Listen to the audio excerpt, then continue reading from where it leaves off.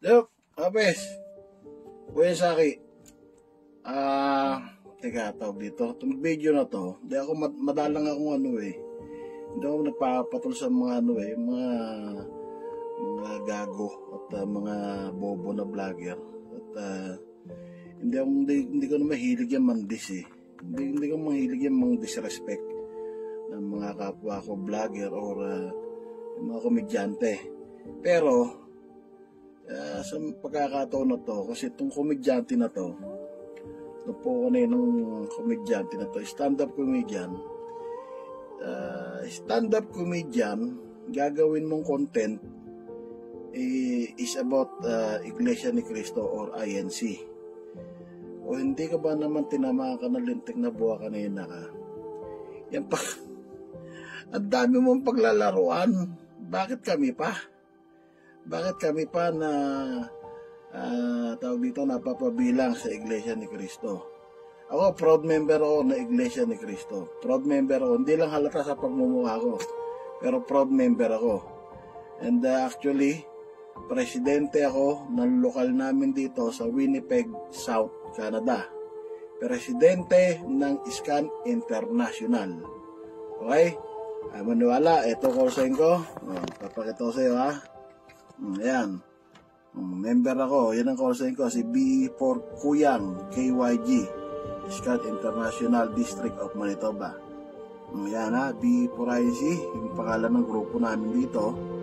Scan International Chapter namin. BE for INC. Presidente ako.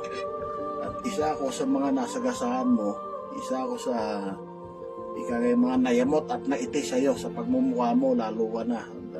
Gold dagal. Hindi naman kilala kasi itong tinamaan na lintik na ito eh. Siguro, gusto niya sumikat ng mabilis. Ang inisip na i-content, Iglesia. At talagang papansinin ka talaga na Iglesia eh. Dahil pagka ganyan at pinaglaruan mo kami, at hindi lang kami. Ang pinaglaruan mo pa mismo ay yung tagapamahalang pangkahalatan namin na si Ka Eduardo Manalo. Siya pang isinama pa sa content mo na tinamaan na lintik ka. Kami na lang sana eh, yung mga member, wag na yung aming mahal na tagapamahalang panghalatan. Asa dinamay mo lahat eh, binaboy mo masyado. Ito ngayon, ang sistema mo. Nasaan ka ngayon? Ano? Yung Facebook account mo, yung Instagram mo, kung ano mga account mo na meron ka Twitter, wala na. Binura lahat ng tumpukan na yun ng putangin ng to eh. Binura lahat. Ano? Takot. Wala. Takot. Wala. Takot na. Labahag na ba yan? Yan ang sinasabi ko sa inyo. Gagawa kayo ng content, gagawa kayo ng iskandalo o kayabangan, kaya nyo panindigan. Ako, kaya ko panindigan pagka tayo nakaharap, yung putangin ng mata mong bengkong na yan, dediretsuhin ko yung paningin mo na putangin ng mukha. Sabi ko sa'yo, dediretsuhin ko yung paningin mo. Dediretso yan. Pag ako nakaharap mo, sabi siya, dagal. Hindi naman sikat to eh. Ito, sisikat to ngayon dahil nga marami ng mga nag-react. Medyo nahuli ako sa react dahil talagang busy ako eh. Pinanood lang sana ng taropa ko kanina doon sa kapilya. Ito niya kuya, ito niya yung napapabalita nga ngayon na kumanahi ka sa atin at sa Eduardo. Napanood ko, naku po, iting-ite ako. Nanggugumalay-ite akong maigi. Sa po kanina to. Normal lang sa bunganga ko ito mga pis. Huwag kayong magano sa akin. Nakita talaga palamura akong tao. Pero hindi doon na nakikita kung sino. Kung ano yung napapabilang ko. Kasi hindi kayo mapapamura sa tinamaan na lintik na to eh. Sa buwan na yun to. Apakababoy ng pagkakaano ng bunganga nito. May kinuwento pa na meron siyang na toing-toing na babae na kasapi sa iglesia. Ibig sabihin, yung pagiging stand-up comedy niya that night, foul. Masyadong foul. Below the belt ang banat nito. Hindi ko lang din alam bakit yung mga tao doon sa hall na yon na pinag-aanohan niya, gaganapan niya na show na yon, bakit yung mga nagtatawanan? Ewan ko. Wala naman nakakatawa eh. Kung napanood niyo wala nakakatawa. Kahit na sabihin mo ako wala ako sa iglesia, kunyari lang, hindi ako iglesia. Yung mga banat niya, hindi ako tatalab sa akin ganun patawa. Ang nakakatawa rito, ito.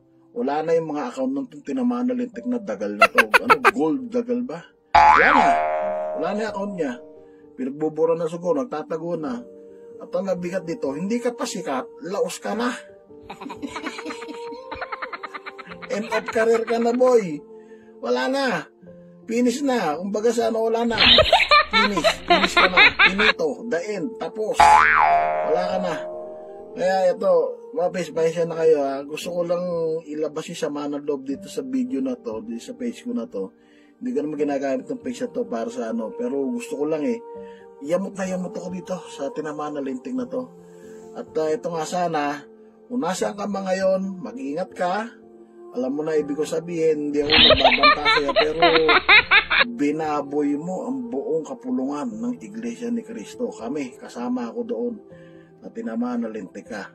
Kaya para sa akin, masasabi ko siya, mag-ingat ka. At sana kung saan ka man nagtatago ngayon, safe na safe ka dyan sa pinagtatago mong demonyo ka. Okay? Kuya Saki, bati lang sa inyo lahat. Kuya Saki, at magandang buhay sa inyo lahat. Emotional damage.